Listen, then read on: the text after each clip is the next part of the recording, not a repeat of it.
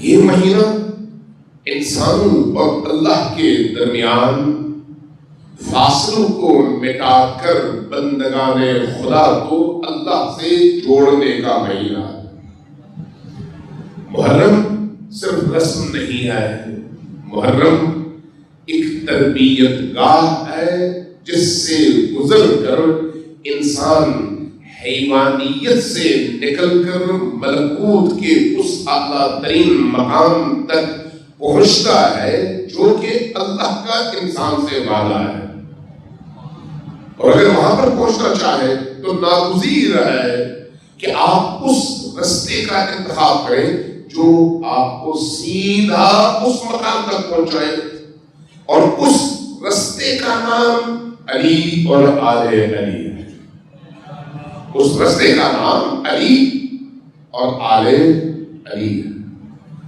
محرم الحرام اس حوالے سے ایک عہد ہے، عزاداری اس حوالے سے ایک وعدہ ہے، سیاہ پوشی اس حوالے سے اللہ تبارک و تعالی سے اپنے میثاق میں کیے ہوئے عالم زر کے اس عہد کا عملی اس کی تنفیذ ہے کہ میں اس وعدے پر قائم ہوں کہ تیری توحید کے لیے میدان میں کھڑا ہوگا۔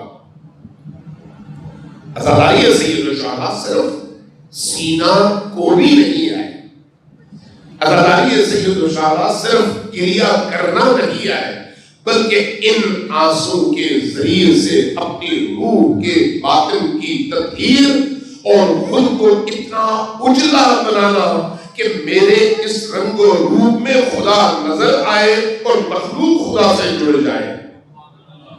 حسین بن علی نے یہی کیا۔ حسین بن علی کا جو مقصد تھا وہ کیا تھا؟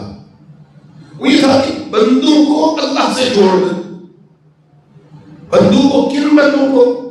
ان بندوں کو جو اللہ سے دور ہو چکے ہیں۔ کیوں دور ہوئے؟ اس لیے کہ اللہ اور بندوں کے درمیان ولایت خدا کی جگہ ولایت طاغوت نے لے لی۔